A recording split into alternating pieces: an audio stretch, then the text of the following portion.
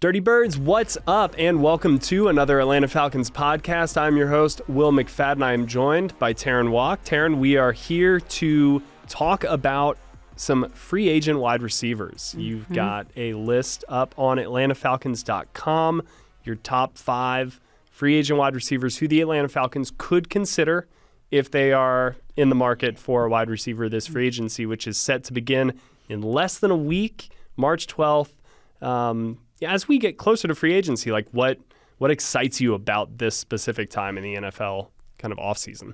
I like learning what people are envisioning for their team. I mean, because we can talk about what we personally think they should do or what we personally think they might do, and then they could go do something completely different. I mean, you never really know. Then they get to prove us wrong. Yeah. See, right now it's all fun for us because we got the pen. Oh, no, I'm ready we're like, for... here's what you should do. You'd be a genius if you did these 7 things. And then they're just like, we did the exact opposite of what you recommend. I'm ready for that.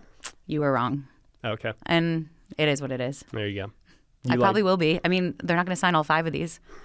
No. I know I'm wrong about a few of them. Imagine, what would you rather have? Them sign all 5 of these wide receivers just for you to be like, I was right, look at that. I don't know if I want that shade later. Pulling up from half court, or for them to have actually signed 5 wide receivers and for us to spend the next 5 months talking about that? What would you rather have? Right. I'd rather be right from half court. Obviously. I think it would be crazy if they signed all 5 of these. Well, let's get into that craziness then. Now, who are these 5? Yeah, so the first player on your list, tell us a little bit about Noah Brown. Noah Brown from the Washington Commanders. I really liked his yards per reception history because he was getting big chunk plays. What was it? He had 6 of his 7 seasons of work have had double-digit yards per reception. And I just thought that's something different and more unique, where it's not like he has to get the quantity of receptions, more so it's the quality, if I use those 2 correctly in the right way. I think I said quantity the first time. No, I was right. Okay, cool. Anyways, because the Falcons already have Drake London and Darnell Mooney, who are their 1s and 2s or 1A, 1B, whatever you want to call them, but they're the guys already set to be out there. Unless something crazy happens, but I don't think so. And there's always you always need a disclaimer, though. I think it's safe to assume Drake London and Darnell Mooney are your 1 and 2 receiver. But yes, I agree. And so they're going to be getting the majority of the passes and whatnot, obviously. And so Noah Brown could add a different variety where maybe it's like, okay, let's switch it up a bit, and you're going to get something big out of him. I like the way you're approaching all of this. It's got me thinking, like, yards per reception. Should people include that in their dating profile online? Like, do we need to shake up the analytics that we're presenting to society? Not how many dates you went on, but how long were the dates? Yeah, it's like air yards per target. Look at me. I'm going deep. I'm a deep threat.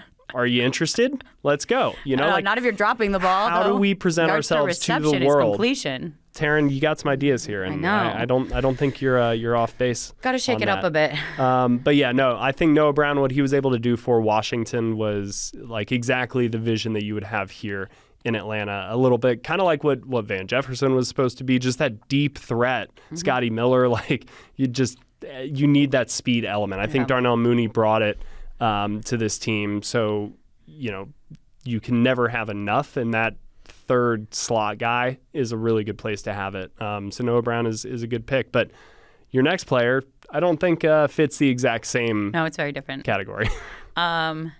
Nick Westbrook-Ikhine? Is that Ikhine. Ikhine. Oh, I knew I was going to botch a name at some point. So close. You got Nick and Westbrook. So NWI. There you go. I went with him because of his 9 touchdowns. So yes, I'm just looking at the bigger numbers. Yeah, I'm like, here. You're cherry picking, just like the best. That looks pretty. We're gonna put you here. That looks good. You work too. So for that, because he wasn't the number 1 guy with the Tennessee Titans last year, that was former Atlanta Falcons player Calvin Ridley, former Alabama graduate. Got to put a plug in there too. There you go. And it's good to see someone who can make the most out of limited opportunities. And I think that's what Nick was able to do. And I do think that could be beneficial to the Falcons in a sense that they ranked 20th when it came to the red zone. And, oh gosh, I got into the numbers more so in the why Nick fits or why Nick would make sense story. And I'm blanking on the hard numbers right now. But it was like Drake had 3 red zone touchdowns, and then someone else had 2, and the others had 1. It was like a total of 7, I think, out of the in the teens range. Right. It was all vague numbers, but it was around all that. I don't want to waste time looking into the story itself right now. But that was so fun. I just my mind was... second ago, I just pointed at Terrin when she brought up a good point. And from that moment on, she has just been slowly having a little bit of a malfunction moment. It's so funny. Remember, and the brain is not spinning at full speed. Just wanted to catch up our listeners on that moment. It was great. But yeah, the point of trying to remember the numbers and failing to do so is that I think with Nick, he offers that extra juice maybe in the red zone because most of his were there. I think 7 of his 9 were in the red zone. And so that is just showing it's a strength of his that you can be like, all right, he's right there, got him. And I think that's something that the Falcons could benefit from. And his size puts him in between Darnell and Drake. So it's not like they're 3 peas in the pod of the exact same. Yeah, no, I think you spotlighted the exact right point with him. With too many words, though. I am the editor, so I'll always go for brevity. But and I don't think since, honestly, like Tony Gonzalez has Atlanta had just a real go-to red zone threat. Like that was always the one knock, frankly, that you could have on Julio was just kind of the red zone performance. Everything else, what more could you want? But yeah, the Falcons have not had just that true go-to, like, all right, in the red zone, look his way, and he's coming through for you since Tony G. So I think if you're adding a piece and you already have your 2 established guys, like you mentioned with Drake and Darnell, go get somebody who's going to be very useful in a very specific area. 3rd down, the red zone, go get that possession receiver. It sounds good to me, and Nick Westbrook-Ikhine was really good for the Titans in that role last year. So solid pick. Who's number 3? Demarcus Robinson from the Los Angeles Rams, because there is a tie. We always have to have some type of personal tie here where everyone knows Raheem Morris and Zach Robinson were with the Rams at one point, aka 2 years ago. And getting Delulu in this podcast room. But the appeal for Robinson was that a lot like Nick. I'm just going to keep saying Nick. And it's because he had a team-high 7 touchdowns, and that is at the team that had Puka Nakua. I'm so bad at names. Nakua. Yep. Nakua. We're leaving that in there, Jared. Puka Nakua. I don't care. Someone's going to come at me regardless. That was great. Puka Nakua. That's a hard one to say. And I'm like, as a Terrin Waack, I feel so bad when I botch names. You can't say this name enough for me. Keep Puka going. Nakua and Cooper Cup. One more time. Puka Nakua and Cooper Cup. That one's hard to say back to back. But yeah, Demarcus Robinson, I got that one. There you go. Had a team high 7 touchdowns, but the 4th most receiving yards. So it goes back to the same point I had with Nick, that you need that red zone threat.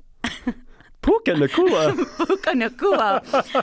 Puka Nakua and Cooper Cup is hard to say back to back. They sound like Mario characters for Puka sure. Puka Nakua and Cooper Cup. Koopa. Speaking of a coop, should I get to my 4th guy? Yeah, let's go. Amari Cooper. There you go. No botching that one. Heck of a segue. I know. We're thanks. saving this. Woo! I don't know if I'm ever going to save that. This podcast has a pulse, ladies and gentlemen.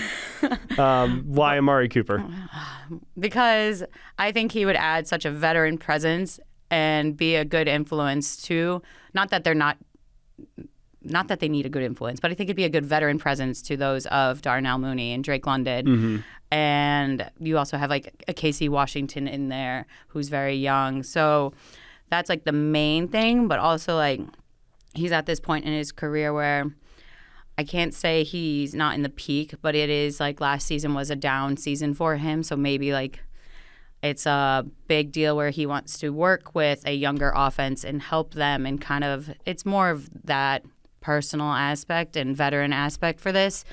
And I like to have a little fun with these and throw in an Alabama guy. No, I it's a interesting suggestion, but the more that I think about it, the more it makes sense for kind of the reason that you spotlighted in that it's almost like the mental chemistry makeup aspect is the reason you make this move here.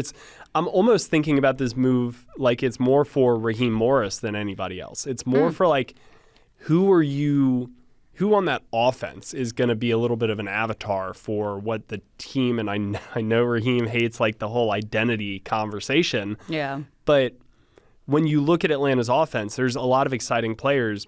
I think maybe Drake is the closest person to like what could be an identity for the team, or like a personality that the unit galvanizes around. But they don't really have that kind of really gritty player or like overly flashy player. Like Bijan is a flashy player, but his personality is not selfish or like, hey, look at me, or like, are you calling Amari Cooper selfish? No, I'm not. I'm saying though that he probably would bring a little bit of an edge and urgency of like, so much I'm experience. here to win a championship, and you look at me and this is what it takes every single day to get there. And like probably a sense of like almost desperation, for lack of a better word, but like the urgency that comes with desperation of knowing that you're on the other side of 30 now. Yeah. You know? And so that is where, he's a great player. Amari Cooper, I think, still is physically, would be an asset to this team, to any team. But you're bringing him here as the role model more than anything else, especially with a young quarterback in Michael Penix Jr. Like 100%. The whole offense is, apart from the offensive line, is super young. And so to have someone like Amari Cooper in there could be beneficial. I totally agree. I think it's a good pick.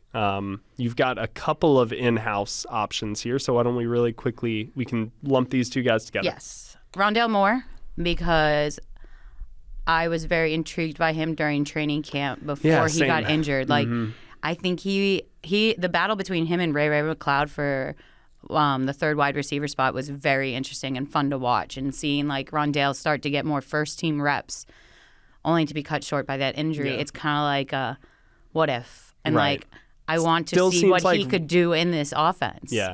Seems like Ray still had the inside track at that point, but like he was getting worked in a little bit more. You like to see a little competition, and they're also very different. So I just want to see. It's kind of like the potential, the what if, the never got a chance here, almost. So that's why it's who I would have picked. Like, I'm not someone who can never not finish a movie, and I feel like I watched the first 5 minutes and I'm like, what happened? No, I was trying to figure out like what movie, is there a movie so bad that I could get you to like 5 minutes? No, I'm good. I don't need to see how this ends. Probably a scary movie, but even then I'll like watch it through my fingers. Yeah, the first 5 minutes of a scary movie though, they're always just like a happy family and everything's going well. As soon as it says based on a true story, I'm out. That's fair. Because I'm like, it could happen to me. Gotta go. It's either a scary movie or it's like a Disney original live action movie based on a true story. All right, let's get out of here with the last person on your list. Okay, Kadarius Hodge. I mean, we weren't going to do a 5 special team players, free agents out there. We weren't. No, so we weren't. He had to be my honorable mention among the wide receivers. And because he still is filed under a wide receiver, as a wide receiver, I mean. And he just makes the most, and you love that story. I mean, the touchdown against Tampa Bay in overtime, them carrying off the team, carry him back into the building. That was crazy. Yeah, carry him back into the building. That's all I got. I love that. Nice little turn of words there. Kadarius Hodge has been a great player for the Falcons since he's joined the team. Pro Bowler last year for a very good reason. That's a no-brainer in my opinion. Not so much for the wide receiver aspect of it all, but just because he should be back on the team. Yeah. Special team ace. That is a good list. Everybody can go find that on AtlantaFalcons.com, as well as a little bit more of a deep dive on why Nick Westbrook-Ikhine in particular makes sense for the Atlanta Falcons. But stay tuned for way more free agency coverage, which is starting next week, Wednesday, March 12th. The new league year begins, but also draft coverage and way, way more throughout the offseason. Find us on YouTube, Apple Podcasts, Spotify, wherever you get any of your podcasts.